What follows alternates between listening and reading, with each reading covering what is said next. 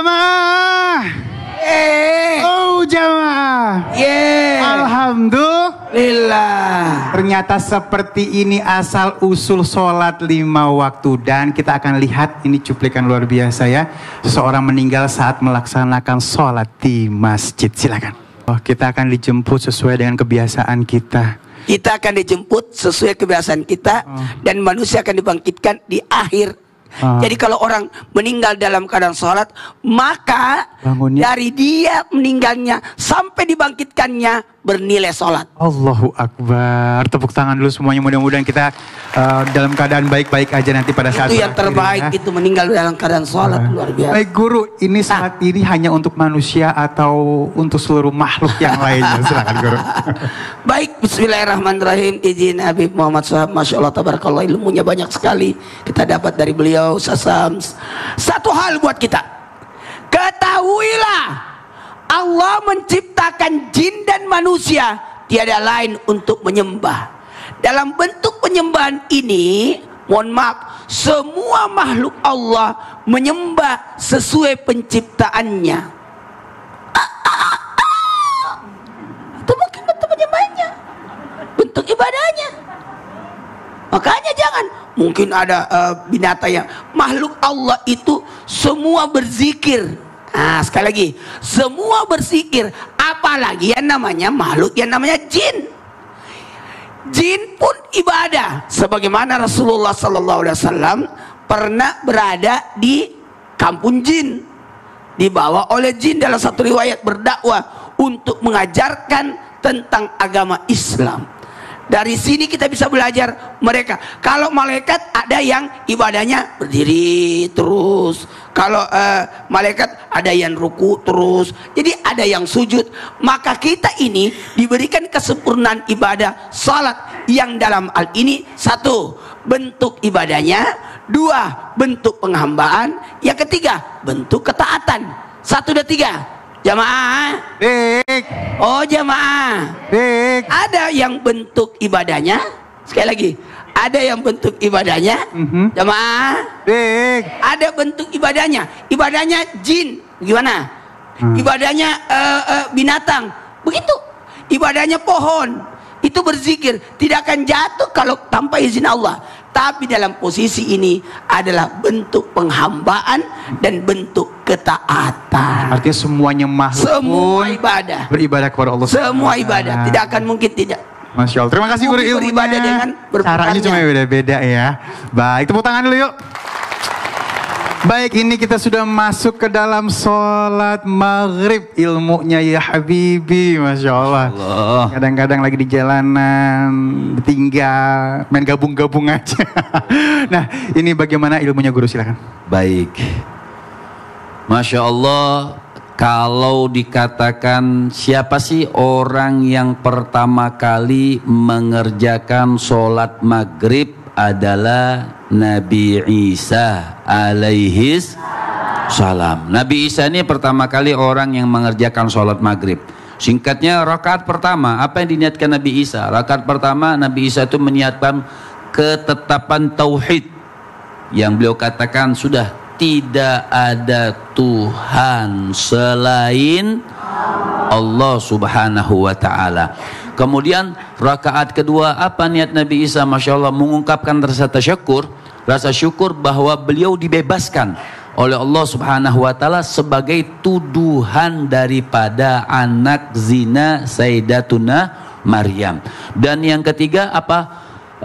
Rasa syukur, dan beliau menetapkan keyakinan semua yang terjadi itu, kata Nabi Isa, adalah memang sudah ditetapkan oleh Allah subhanahu wa ta'ala. 3 rakaat niat yang bagus daripada Nabi Allah Isa alaihi salam. Ini sebagai contoh pernah diceritakan oleh Al-Imam Ghazali alaihi rahmatullah. Al-Imam Ghazali menceritakan ada seseorang ibu, kemudian seseorang laki-laki. Dia pulang safar, pulang jauh karena sama orang laki-laki. Orang dulu pulang safar tuh nggak ada kayak sekarang SMS, telepon. Mereka berlayar, mereka musafir. Ketika pulang, subhanallah, dia dapatan saudara perempuannya meninggal.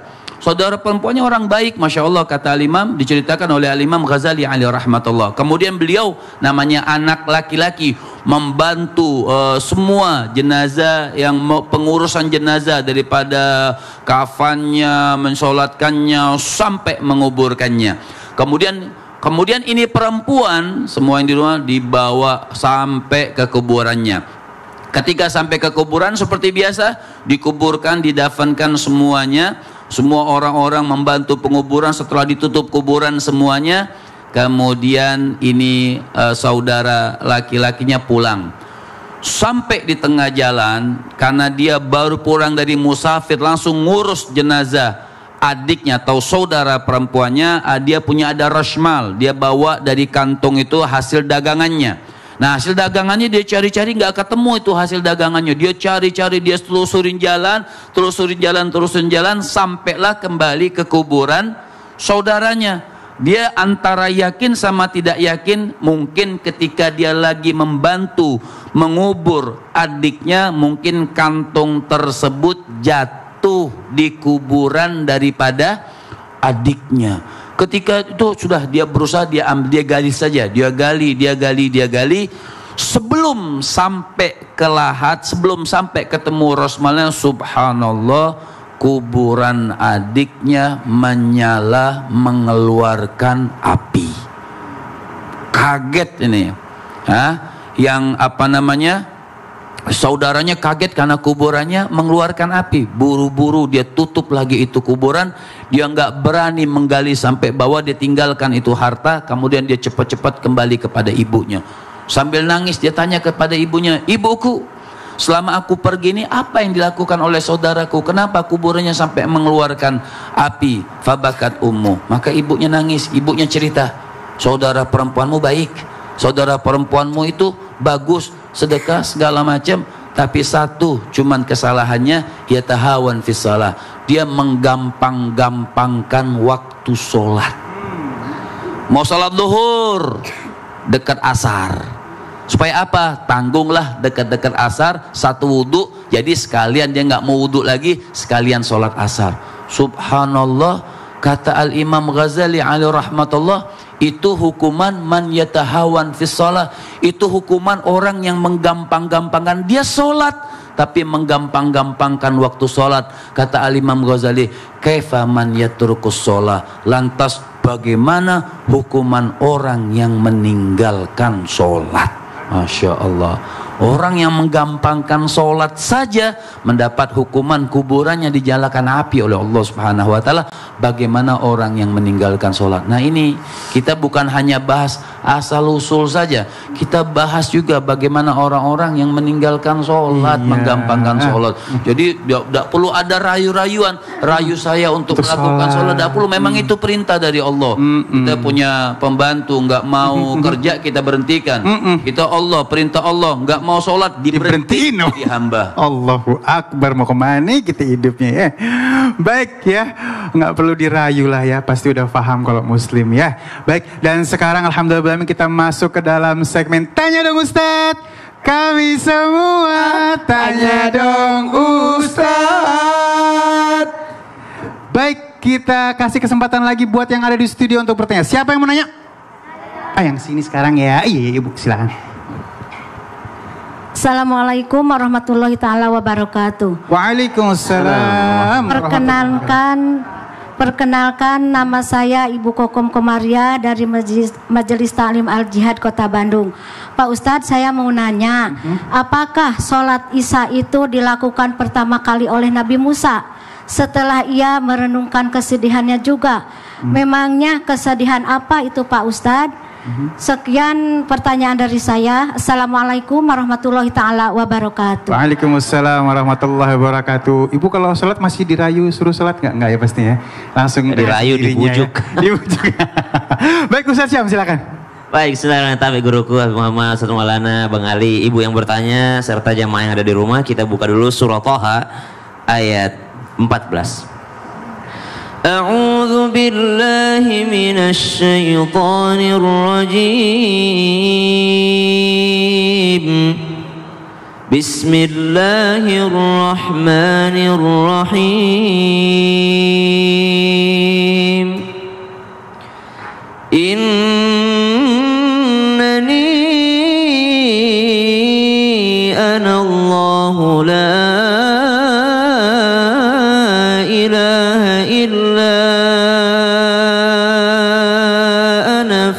fa'budni la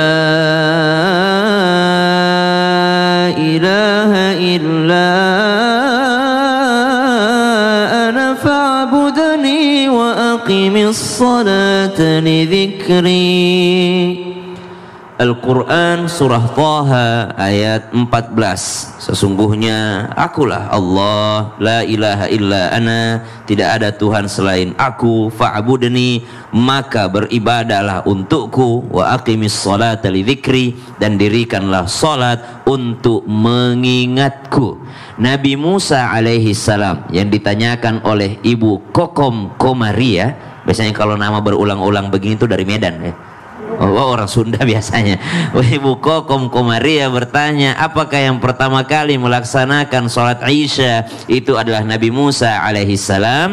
Maka disebutkan dalam kitab Sulamul Munajah karya Syekh Nawawi Al-Bantani, ya, Syekh Nawawi Banten menjelaskan syarah fi Safinatis Shalah, syarah Safinatis Shalah, bahwasanya yang pertama kali mengerjakan sholat Isya yakni Nabi Musa alaihi salam. Kenapa beliau melaksanakan sholat di waktu Isya ini dan jumlahnya 4 rakaat? Karena setibanya Nabi Musa alaihissalam di kota Madian setelah terusir oleh Fir'aun dan bala tentaranya karena dikejar-kejar pada saat itu, maka tibalah Nabi Musa alaihissalam di kota asing yang bernama Madian. Dan di sana ketika Nabi Musa alaihissalam tiba, maka pada saat itu pula terjadi yakni waktu malam atau masuknya waktu Isya.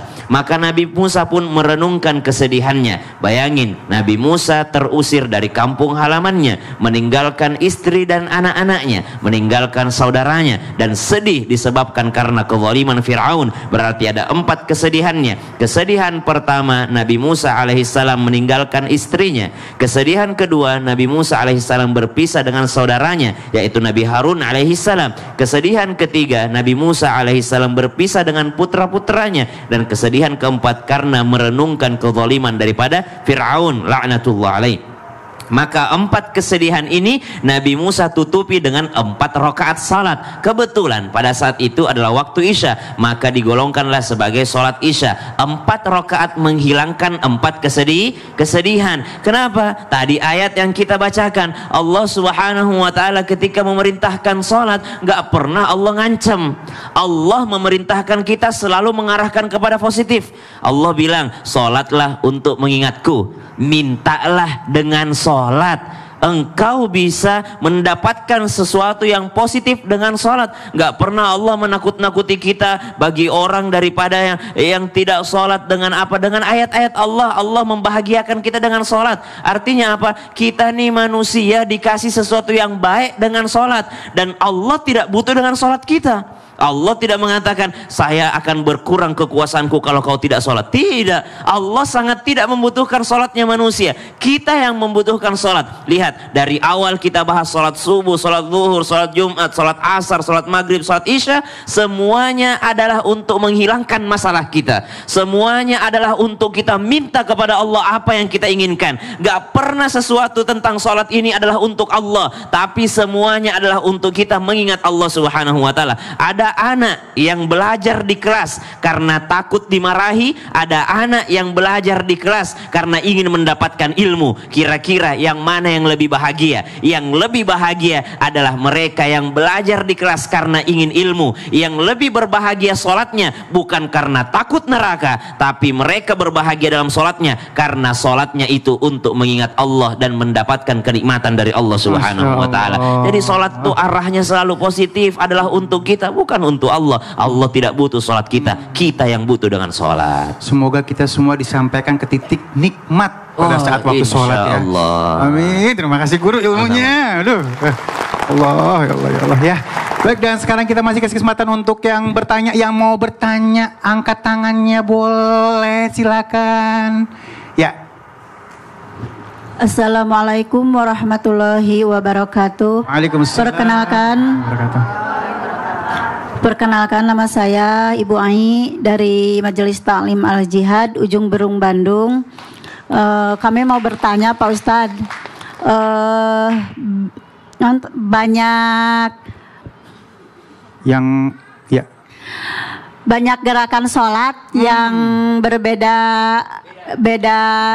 gerakannya gitu, sampai banyak yang berdebat gitu ya. Terus emang dari zaman dulu gitu ya, gerakan sholat itu berbeda-beda,